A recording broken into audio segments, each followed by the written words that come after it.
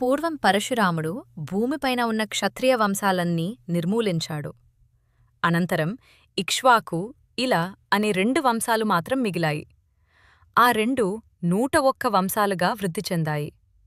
యయాతి మొదలైన వారితో కలిసి మరో 14 వంశాలతో కలిసి అన్నింటినీ జరాసంధుడు జయించాడు.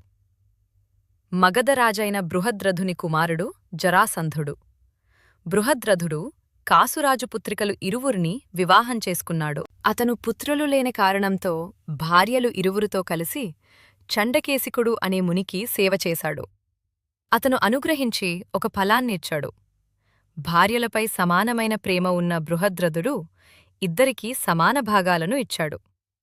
దాని కారణాన ఇరువురు సగం సగం శిశువులను ప్రసవించారు. వారు భయపడి దానిని 4 దారుల కూడలిలో పరవేశారు. దానిని జర అని రాక్షసి చూసి ఒకటిగా చేర్చింది. ఆ మృత శిశువులు ఒక భాగంగా చేయగా ప్రాణం వచ్చి ఏడవసాగారు. జర ఆ శిశువుని రాజు వద్దకు తీసుకువచ్చింది. రాజు చాలా సంతోషించి ఆ పిల్లవాడికి జరాసంధుడు అని పేరు పెట్టి పెంచుకున్నాడు. చండకేశికుని వరం వల్ల జరాసంధుడు అమిత బలా పరాక్రమవంతుడు అయ్యాడు. పాపాత్ముడు అయిన జరాసంధుడు 16,000 రాజ్యాలను కొల్లబట్టి రాజులను చెరపెట్టాడు.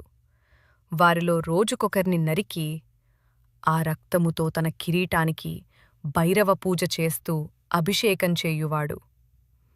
అలా ఒక సంవత్సరంలో 365 మందిని బలి ఇచ్చాడు. పిదప శ్రీకృష్ణుడు ధర్మరాజు చేయు రాజసూయ యాగమున శత్రు సంహారం కొరకు జరాసంధుని భీమునితో చంపించి మిగిలిన రాజులందరినీ విడిపించాడు.